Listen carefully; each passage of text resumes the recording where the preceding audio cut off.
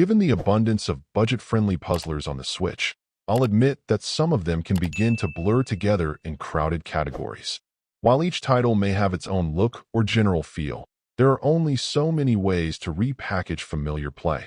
That does make it easier to appreciate those games that do something a little different. And with that in mind, Ringo's Roundup, while not being perfect, at least ends up feeling a bit fresh. In the game, your goal will be to get Ringo from the point he starts at to a mailbox, picking up all of the stray letters strewn about on the way there. To do this, you'll need to place down arrow tiles that will change his direction or move him in some more substantial way as you get further into the game. At the beginning, this tends to be quite straightforward and simple, but it doesn't take long for there to be layouts or scenarios it's asking you to complete that are a bit more challenging.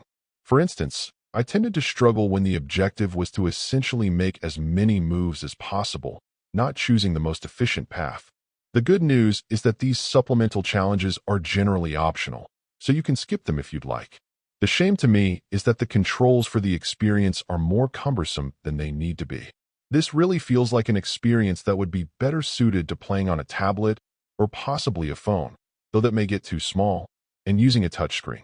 The fact that the Switch would allow for this, but it isn't supported, I'd consider to be a mistake.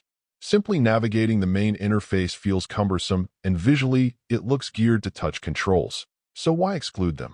This may not be crippling, but considering the more narrow appeal of puzzle games like this, and the fact that they're more likely to be enjoyed by people accustomed to play on mobile devices, and not necessarily dedicated gaming systems, it's a needless limitation that detracts from its basic appeal.